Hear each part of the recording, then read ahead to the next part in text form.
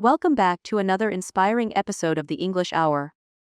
Today's topic is something many people dream about, but often don't know how to reach: financial freedom. And with me is Jacob, someone who has been through the struggle and found his path toward financial independence. Jacob, welcome back. Thank you, Sophia.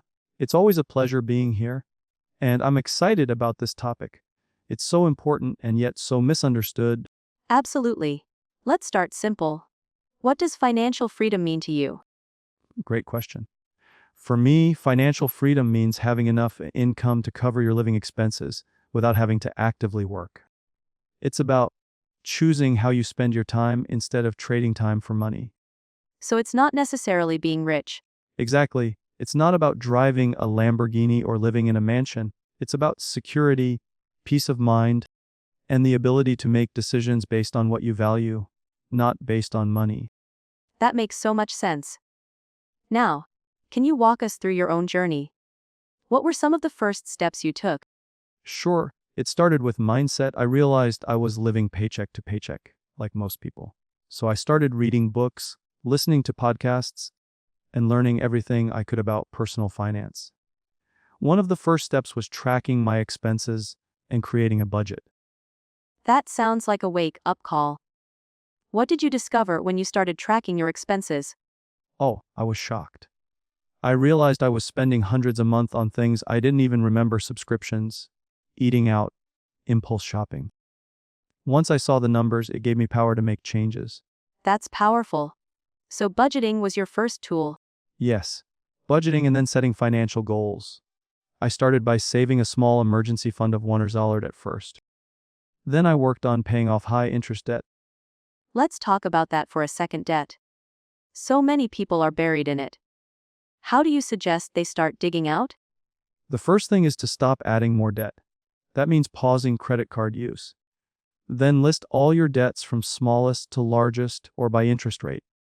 I used the snowball method, paying off the smallest first. It gave me momentum. And emotionally, that must feel good seeing progress. It's amazing. Every debt paid off felt like a victory. And with each one gone, I freed up more money to attack the next. What about income? Many people say, I just don't make enough to save or invest. That's valid. But I'd say look for ways to increase your income.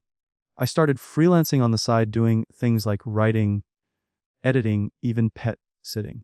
The extra money helped me reach goals faster. That's inspiring.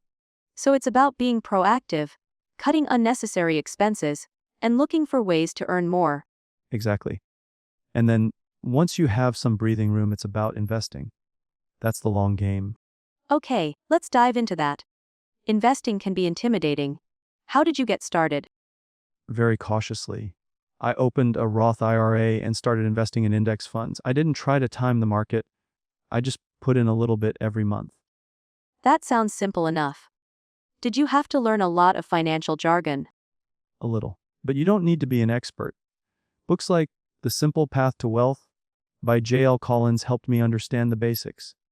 The most important thing is to start. And to be consistent, right? Yes, even small amounts add up over time thanks to compound interest. You don't need to invest thousands to make a difference. How long did it take before you started feeling that sense of freedom? Probably after a few years. I hit a point where my investments started generating enough passive income to cover basic bills. That was a turning point. I can imagine. Let's go back to the mindset for a moment. What are some beliefs people need to change in order to pursue financial freedom? One big one is the idea that you have to work 40 hours a week until you're 65. It's just not true. Another is believing that money is evil or greedy. Money is a tool that can help you live a meaningful life. That's profound. So it's about redefining your relationship with money. Exactly. Money isn't the goal, freedom is. And money is a means to that end. Let's explore some common financial traps people fall into. What are a few you'd warn people to avoid? Lifestyle inflation is a big one. As people earn more, they start spending more. New car, bigger house, expensive gadgets. But if you can maintain your lifestyle while increasing income, that gap creates wealth. That's gold. So basically, don't upgrade your lifestyle every time your salary goes up. Precisely. Another trap is trying to impress others. Keeping up with the Joneses can keep you broke. Social media doesn't help either. Definitely not. You see highlight reels of people's lives and feel pressured to match them. But a lot of it is debt funded. Real wealth is often quiet. That's a tweet right there. Real wealth is often quiet. Feel free to use it. What about people with families and kids?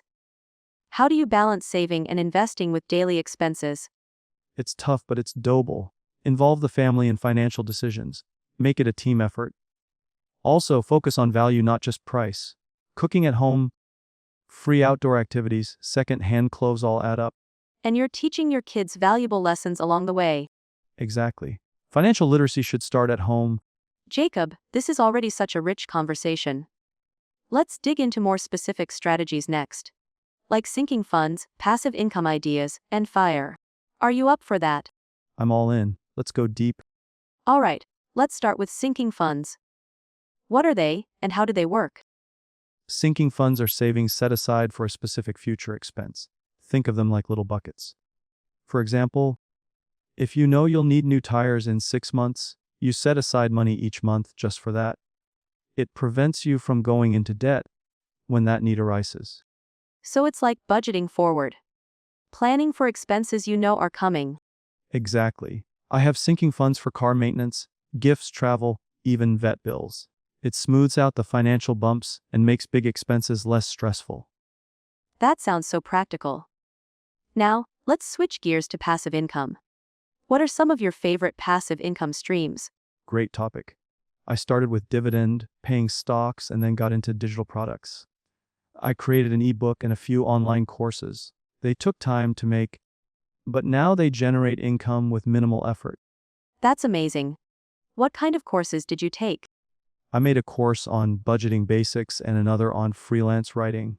Both things I had personal experience with. You don't need to be a guru, just a few steps ahead of someone else. That's empowering. What else have you tried? I also built a small affiliate blog. I write articles recommending tools I actually use, and when someone clicks and buys, I earn a commission. So it's about creating value and sharing it authentically. Exactly. And consistency is key. None of these made a lot right away, but over time they added up. Let's talk about FIRE now. That stands for financial independence, retire early, right? Yes. The FIRE movement is about aggressively saving and investing so you can reach financial independence much earlier than traditional retirement age. Some people aim to retire in their 30s or 40s. That's bold. Is that realistic for most people? It depends on income expenses and how committed you are. It requires a high savings rate, often 50% or more of your income. It's not for everyone, but even aiming for it can accelerate your journey. What's your take on it personally? I like the mindset more than the label. For me, it's not about never working again. It's about having the freedom to choose meaningful work or take a break if I need to. That sounds healthy. Not everyone wants to retire and do nothing. Exactly. Most FIRE folks still work in some way, just on their own terms. Let's take a short breather and then go into real world budgeting examples, side hustle ideas, and maybe some listener questions if we have time. Sounds perfect. I've got a few real-life scenarios we can break down together. Jacob, this is already such a rich conversation. Let's dig into more specific strategies next, like sinking funds, passive income ideas, and FIRE. Are you up for that? I'm all in. Let's go deep. Great, let's start with sinking funds. It's a term that confuses some people. Can you explain it simply? Absolutely. A sinking fund is just a way to save for a specific upcoming expense. Instead of being surprised by a big bill like car repairs, holidays, or annual insurance, you set aside a little money each month in advance. So it's like a mini savings account with a purpose. Exactly. I have separate sinking funds for travel, gifts, home maintenance, and even vet bills for my dog. It helps avoid dipping into emergency savings or going into debt. That's so practical. You're basically smoothing out future bumps in advance. Yes, it creates a sense of control. You know those expenses are coming. Sinking funds help you meet them without stress. Now let's shift to something more exciting: passive income. What are some ideas that people can realistically start with? Passive income is key to financial freedom. It's money you earn without actively working for it once it's set up. Some realistic options include dividends, stocks, rental properties, print-on-demand products, and digital downloads. Digital downloads. Yeah, like ebooks, planners, or templates. You create it once, and people can buy it over and over. I started with simple budgeting templates and sold them online. It didn't make me rich overnight, but it became steady extra income. That's clever. And what about people who say they don't have time or skills? Start small and start where you are. Maybe you have knowledge you can package into an online course. Or maybe you can rent out a room on Airbnb. Passive income usually starts with active effort, but over time, it pays you back. That's empowering. Okay, now to a buzzword that's been gaining momentum: FIRE. What does it stand for and how does it work? FIRE stands for Financial Independence, Retire Early. It's a movement where people aim to save aggressively, like 50–70% of their income, to reach a point where their investments cover all their expenses. That sounds intense. It is, but it's also flexible. There are different versions: Lean FIRE, where you retire with a modest lifestyle; Fat FIRE, which is more luxurious; and Barista FIRE, where you semi-retire and just work part-time for fun or benefits. So it's not one size fits all. Not at all. The heart of FIRE is freedom, buying back your time. It's about being intentional with money, so you're not stuck in a job you hate just to survive. That's such a liberating concept. What's your take? Do you identify with FIRE? I do. I'm not living the ultra-lean version, but I've hit a point where I could step back if I wanted to. And that freedom, that peace of mind, is worth everything. Amazing. Jacob, this has been such an eye-opening and motivating conversation. Let's keep going and explore how people can take their first actionable steps today. Absolutely. Let's help people get moving toward their own freedom. Amazing. Jacob, this has been such an eye-opening and motivating conversation. Let's keep going and explore how people can take their first actionable steps today. Absolutely. I always say start where you are, not where you think you should be. The first step is awareness. So would that be tracking expenses again? Yes. Track every dollar for at least 30 days. It's like turning on the lights in a messy room. You can't clean it up if you can't see it. I like that analogy. What next? Step 2 is creating a simple budget. Not a complicated spreadsheet, just a plan for your money. Give every dollar a job. Even if your income is tight, it puts you in control. What if someone's budget is already stretched thin? Then focus on 2 things: cutting and earning. Cut anything that's not essential: subscriptions, brand name items, luxury habits. Then looking for ways to earn an extra. Even $100 a month can be life-changing over time. Can you give an example? Sure, I had a friend who loved baking. She started selling homemade cookies to coworkers. Nothing fancy, just delicious. Within a few months, she was making enough to cover her car payment. That's so inspiring. Sometimes we overlook our own talents. Exactly. Look at what you're good at, what people ask you for help with. That's often where opportunity hides. Okay, let's say someone has a little extra now, maybe from cutting expenses or side gigs. What's the best use of that money? If you don't have an emergency fund, that's priority number 1. Aim for $1,000 to start. Then attack debt, especially high-interest credit cards. Once that's manageable, start investing. And even small amounts are okay, right? Definitely. I started with $50 a month. Consistency is more important than size in the beginning. And automate it, set it, and forget it. You mentioned real wealth is quiet. Can you explain that a little more? Sure, true wealth isn't flashy. It's not a new car or designer shoes. It's having options. It's being able to walk away from a toxic job. It's sleeping well at night because your bills are covered. That's the kind of wealth worth chasing. That gives me chills, honestly. It's so different from what society teaches us. Yeah, because society makes money from keeping us broke: advertising, credit cards, fast fashion. But when you step off that treadmill, it's like breathing fresh air. I love that. So to wrap this section up, what would you say to someone who feels overwhelmed and doesn't know where to start? I'd say you don't have to figure it all out today. Just take the next right step. Read one book. Track your spending for 1 week. Start one savings goal. Action builds momentum, and momentum builds confidence. Beautifully said. And we'll be right here to walk with you on that journey. Jacob, can we continue next time with listener questions and maybe dive deeper into building multiple income streams? I'd love that. Let's keep the momentum going. All right, Jacob, let's keep that momentum going and dive into something. You just mentioned multiple income streams. This seems like a key to reaching financial freedom faster. Absolutely. Relying on one source of income like a 9 to 5 job is risky. If that job disappears, so does all your income. Multiple streams give you stability and open up more freedom. So, how does someone go about building more than one income stream, especially if they feel strapped for time? Great question. Start with something low effort that builds over time. Think of it like planting seeds. For example, you could write an ebook, create a blog, sell stock photos, or even rent out a spare room. That sounds like passive income, something that keeps earning even after the work is done. Exactly, that's the gold standard. But it usually starts active. You put in time up front, then reap the rewards later. It's like building a machine that keeps running with little input. Can you share some real life examples? Maybe even from your own journey. Sure, my first extra stream was freelance editing. I started with small projects, then landed recurring gigs. Later, I created an online course and uploaded it to a platform like Udemy. Now, even when I'm asleep, someone might be buying that course. That's incredible. It's like you multiplied yourself.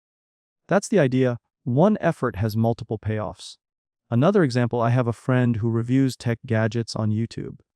At first, it was just for fun. But then brands started sending her products, and now she earns from ads and sponsorships. So the key is starting with something you already enjoy or know. That's the best way. You're more likely to stick with it. Think of your skills, hobbies, and what people ask your help with. Those can turn into income. What about people who say, I'm not creative? Or, I don't have anything to offer? I hear that a lot. But it's usually not true. Everyone has something unique. Maybe you're great at organizing and starting a virtual assistant service. Good with kids?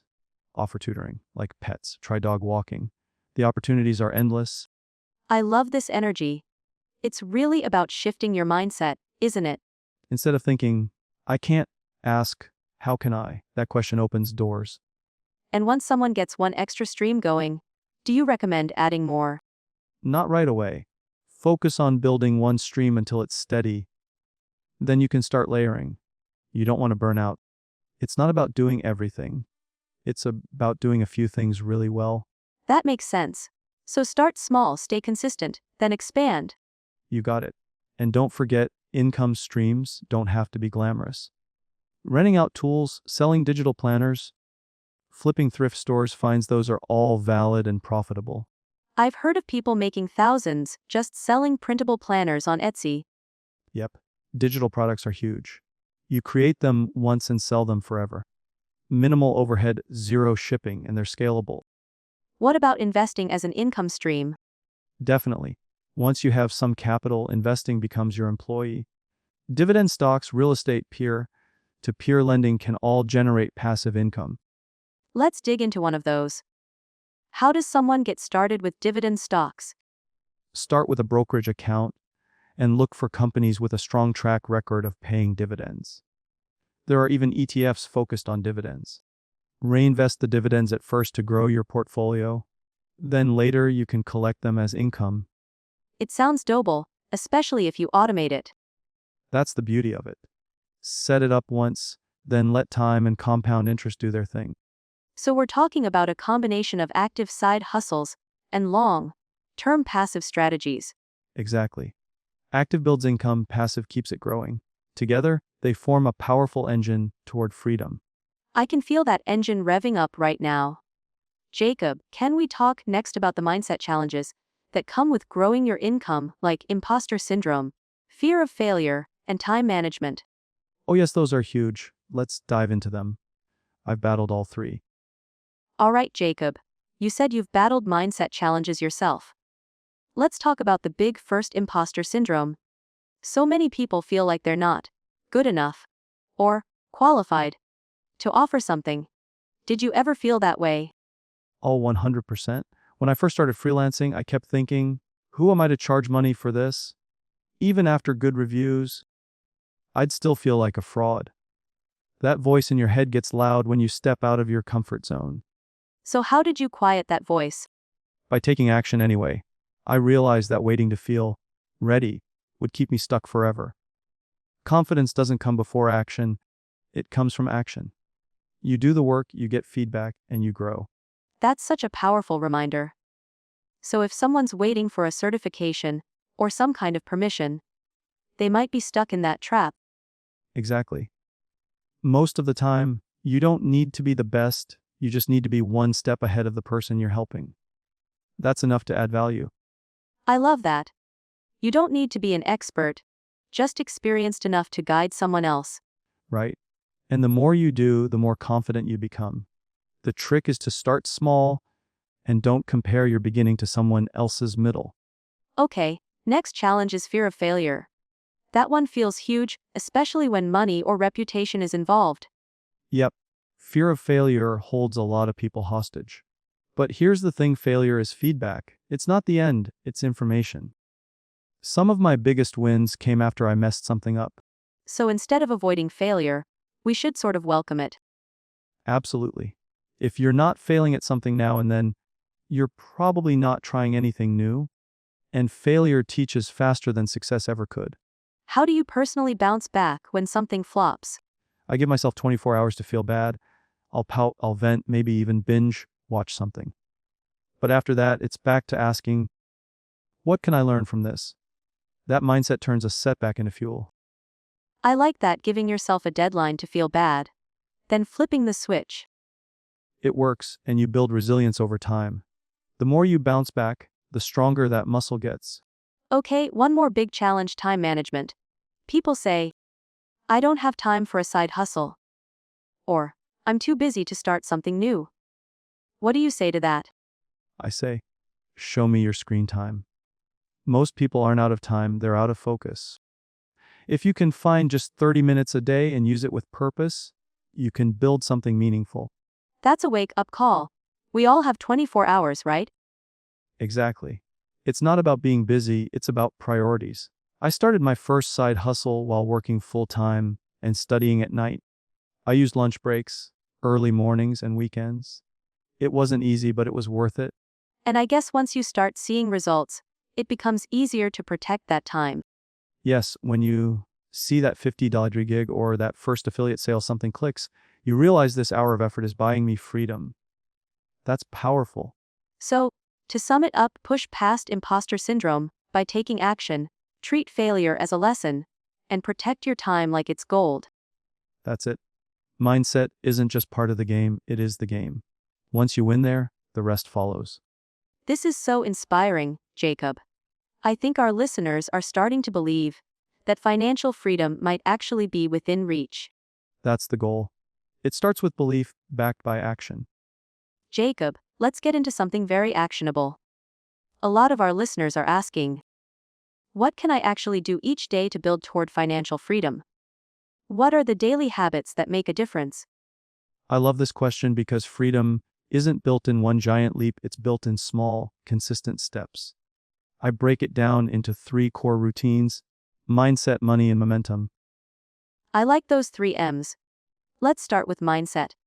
What's a daily habit to strengthen that? Easy, 10 minutes of intentional input. Read a page from a personal finance book, listen to a podcast like this one, or watch a short motivational video. The goal is to feed your brain something empowering every single day. So instead of scrolling aimlessly, we're programming our thoughts. Exactly. You've got to guard your mind like a garden. If you don't plant something valuable, weeds will take over: negativity, fear, doubt. So water it daily. That's beautiful. Okay, what's next? Money. Yep. Here's the simple one: track your money for 5 minutes a day. Whether it's checking your bank balance, updating a spreadsheet, or writing down what you spent, just check in. That awareness alone changes how you think about money. A lot of people avoid that though. It feels scary at first. True. But when you avoid your finances, they control you. When you face them, even if it's messy, you take back the power. Start small, no judgment, just awareness. And finally, momentum. This is the game changer. Every day, do one small action that moves you toward income. Just one. That could mean reaching out to a client, creating content, listing a product, learning a skill, or researching a new platform. Just one thing a day. Yep. Small steps consistently done create massive change. Think of it like planting seeds. Not every action pays off today, but over time, they grow into freedom. What if someone feels too overwhelmed to even know what that one thing should be? Great question. Start with a 15-minute focus sprint. Set a timer. Pick something related to income, even if it's just research, and go all in. No distractions. Over time, you'll find what works and build confidence. That sounds doable. So to recap, a freedom focused day might look like 10 minutes of mindset input, 5 minutes checking or tracking money, 15 minutes on a momentum action. Nailed it. That's just 30 minutes. But done daily, it rewires your habits, your income, and your identity. This is gold, Jacob. I hope everyone listening writes this down and actually tries it. Imagine the progress you'd make in 30 days. It's life-changing. Freedom isn't a dream, it's a discipline. Show up for yourself every day, and the results will follow. Jacob, I love where this is going. Let's talk about real people. Can you share some success stories of individuals who used these daily routines to transform their financial lives? Absolutely. I've met so many inspiring people through online communities, meetups, and even personal coaching. Let me share 3 short stories that show just how powerful these habits can be. Great, I'm all ears. First up is Tina, a single mom of 2 who worked as a school administrative assistant. She was drowning in credit card debt, about 22,000, and felt stuck. That sounds like a tough starting point. It was. But Tina started small, just 15 minutes a night, watching finance YouTube videos while doing dishes. Then she downloaded a budgeting app and committed to tracking every single dollar for 30 days. No shame, just data. That takes courage. It really does. She also started a side hustle, babysitting on weekends. Within 6 months, she had paid off nearly half her debt. 2 years later, she was debt-free, had $5 in emergency savings, and started investing in index funds. That's incredible. And she did all that on a modest income. Exactly. It was her habits, not her income, that changed her life. Who's next? Next is Jamal, a recent college grad who was stuck in a low-paying retail job. He felt frustrated watching friends take on debt for lifestyle upgrades, but he decided to take a different path. What did he do? He committed to reading one personal finance book a month and learning basic coding skills online 30 minutes a day. After 6 months, he landed a remote data entry job. A year later, he was earning twice what he made in retail, working from home. That's the power of skill stacking and daily effort. Absolutely. Jamal started investing 20% of his income into a Roth IRA and built a solid financial cushion before age 25. That's freedom at a young age. Exactly. And finally, there's Maria and Luis, a married couple in their 40s with 3 kids. They both worked full-time and felt like they were barely scraping by. I imagine that's a common situation for many families. It is. But instead of panicking, they had a family meeting, they agreed to meal prep at home, cancel unnecessary subscriptions, and involve their kids in money-saving decisions. Every night after dinner, they'd review their budget together. As a team, I love that. In 1 year, they paid off their car loan, took a low-cost road trip using travel points, and started a family business selling handmade crafts online. Today, they generate passive income that covers part of their monthly expenses. That's such a powerful reminder. Financial freedom doesn't mean doing it alone. It's a family mission. 100%. And all these stories have one thing in common: they didn't rely on luck. They relied on daily, intentional effort. So if you're listening and feeling stuck, remember someone with fewer resources might already be winning simply because they started and stayed consistent. Well said, Sophia. Financial freedom isn't a mystery, it's a method. And real people are proving it every day. Jacob, those stories are not only inspiring, they're empowering. They show that anyone, no matter their situation, can start building toward financial freedom with consistent action. Exactly. And one of the most exciting parts of that journey is when your money starts working for you. That's where passive income comes in. Let's get into that. I think passive income is a term people hear a lot, but might not fully understand. Can you break it down for us? Absolutely. Passive income is money you earn without trading your time for it every day. It usually takes effort up front, like time, money, or skills, but once it's set up, it keeps earning with little ongoing work. So it's not free money, but it is freedom money. I love that. Yes, it's freedom money. There are lots of ways to generate passive income, and the key is finding what matches your interests, skills. Let's walk through some real-world examples. What's one of the most beginner-friendly ways to earn passive income? One of the easiest is high-yield savings accounts or certificates of deposit, CDs.